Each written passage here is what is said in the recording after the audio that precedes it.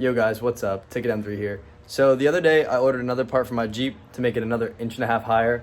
And basically what it is, it's a spacer type of thing that goes on top of your spring. It's not a body lift, so it won't make it look like all ugly and weird and spaced out like that. So I'm really interested to see how this looks. And if it is good, I might order an even bigger one, or it's like a coilover type of thing. I might order that and try to get the Jeep way higher. Just for a video maybe. I know that's not great on like the drive shafts because it's going to be at a huge angle because I still have my stock ones, but let's see.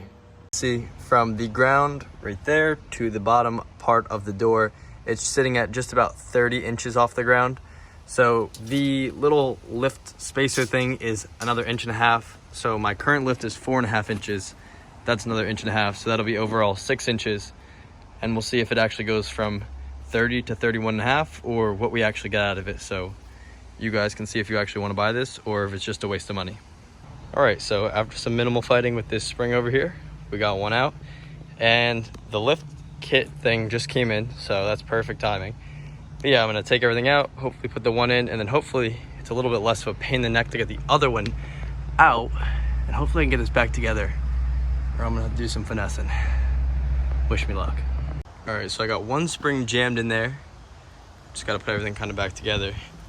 And the way I did this is probably the sketchiest thing I've ever done with a car or truck or whatever. Ratchet straps around this shit and then just jam it in there. Sketchiest shit I've ever done. All right, so as you can see, Jeep is totally back together. The spring was kind of being a pain in the ass, so I decided to just throw everything right back on and do it all. Hollis over here, stop by. I'm here to save the day. Help me throw it on, but as you can see, it's definitely taller.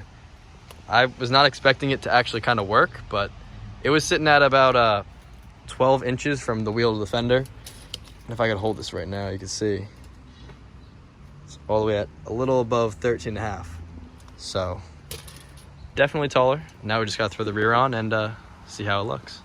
All right, so as you guys can see, I finished it up last night. It just got a little too dark, so I stopped filming, and I figured I'd just pick the camera up and show you when it was done.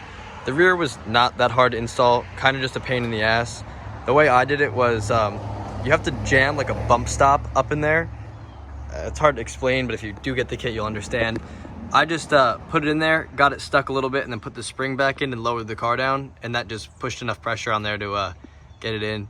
If you do this at home too, and you do have a lift kit on it as well, like an actual lift kit with like suspension lift, you're definitely going to want to either have some kind of way to compress the springs down or something like that, because that's the problem I ran into, is I couldn't get the car low enough for the spring to actually come out or go back in once I actually put the leveling spacer kit on.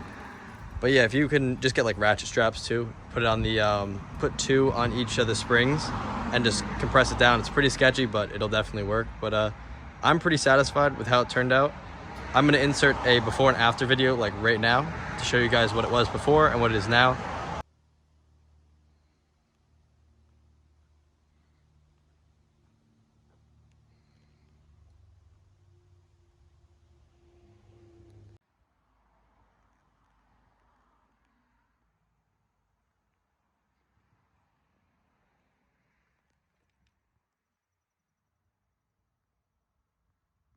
I'm not sure if you can really tell in the video the difference, but I know in person it's definitely bigger, and also when I measured it, it was an inch, or no, it was 12 inches in the front from the tire to the fender, and now it's sitting at about 13.5. And the body, as I showed you guys before, was at 30 inches, I believe. Now it's about 31.5 inches, so definitely raised it. I'm happy with how it looks. So that's going to pretty much wrap up today's video. I just kind of wanted to show off that it is possible to put like a leveling spacer kit on with an actual lift kit.